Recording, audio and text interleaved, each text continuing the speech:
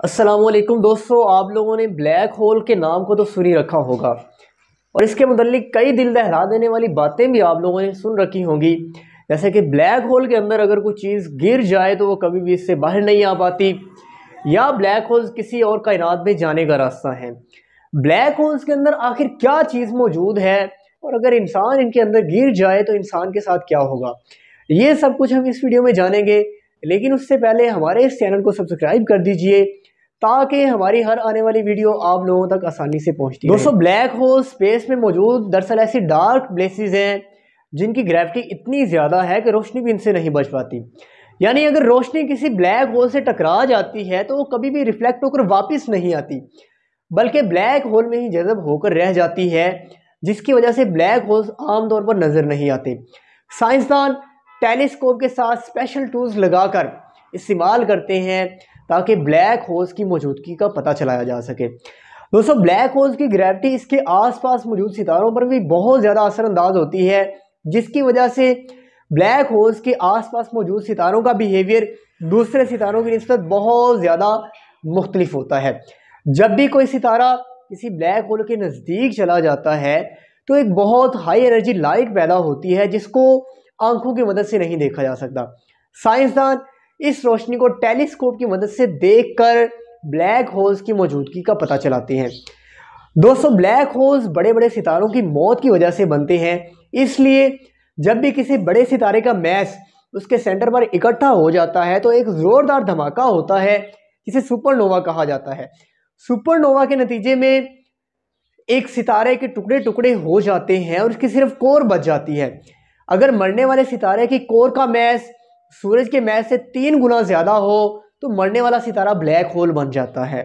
दोस्तों, किसी टीचर ने अपने स्टूडेंट से पूछा कि बेटा, अल्लामा इकबाल मरने से पहले क्या थे? तो उसने मासूमियत से जवाब दिया कि सर, अल्लामा इकबाल मरने से पहले ज़िंदा थे।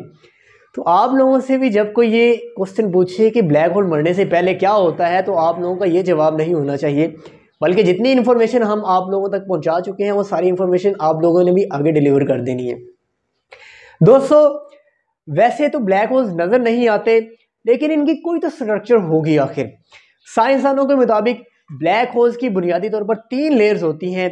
सबसे बाहर वाली लेयर, जहां से कोई भी चीज़ ब्लैक होल में एंटर होती है, इसे बोला जाता है inner event horizon. Black hole के एग्जिट पॉइंट को आउटर इवेंट होरिजोन बोला जाता है, और इन दोनों के दरमियान का हिस्सा जहां पर ब्लैक होल का मैस मौजूद होता है, इसको सिंगुलैरिटी बोला जाता है। और सिंगुलैरिटी के एरिया में जाने के बाद कोई भी चीज़ रेडिएशन में तब्दील हो जाती है और फिर वो चीज़ रेडिएशन की सूरत में ब्लैक होल की साइडों में गर्दिश करना शुरू कर देती है। अब हम आप लोगों के सामने ब्लैक होल्स के बारे में ऐसे हकायक रखने जा रहे हैं जिनको जानकर आप लोगों की अकल दंग रह जाएगी। दोस्तों, अगर कोई इंसान ब्लैक होल में गिर जाए तो सिंगुलैरिटी के एरिया में जाने के बाद उस इंसान की बॉडी रेडिएशन में तब्दील हो जाएगी और फिर वही रेडिएशंस वाली उसकी बॉडी ब्लैक होल की साइडों में गर्दिश करना शुरू कर देगी। दोस्तों, जब भी कोई इंसान ब्लैक होल में गिर रहा होगा तो उसकी बॉडी स्ट्रेच हो जाएगी, यानी जिस तरह से स्प्रिंग को खींचने से उसकी लंबाई ज़्यादा हो जाती है, इसी तरह से जब भी कोई इंसान ब्लैक होल में गिर रहा होगा तो ग्रेविटी ज़्यादा होने की वजह से उसकी बॉडी भी खींचकर लंबी हो जाएगी। साइंसदानों के मुताबिक हर गैलेक्सी के सेंटर में एक सुपर मैसिव ब्लैक होल मौजूद होता है जिसका साइज इतना ज़्यादा होता है कि इंसानी अकल हैरान है। इसी तरह से हमारी गैलेक्सी में भी एक सुपर मैसिव ब्लैक होल मौजूद है जिसका नाम सेजिटेरियस ए है। दोस्तों, सूरज इतना बड़ा है कि इसके अंदर 13 लाख ज़मीनों को रखा जा सकता है, जबकि super massive black hole Sagittarius A इतना बड़ा है कि इसके अंदर 40 लाख सूरज रखे जा सकते हैं। उम्मीद है आप लोगों को आज की वीडियो पसंद आई होगी। हमारी वीडियो को लाइक कीजिए, शेयर कीजिए और हमारे चैनल को सब्सक्राइब कीजिए।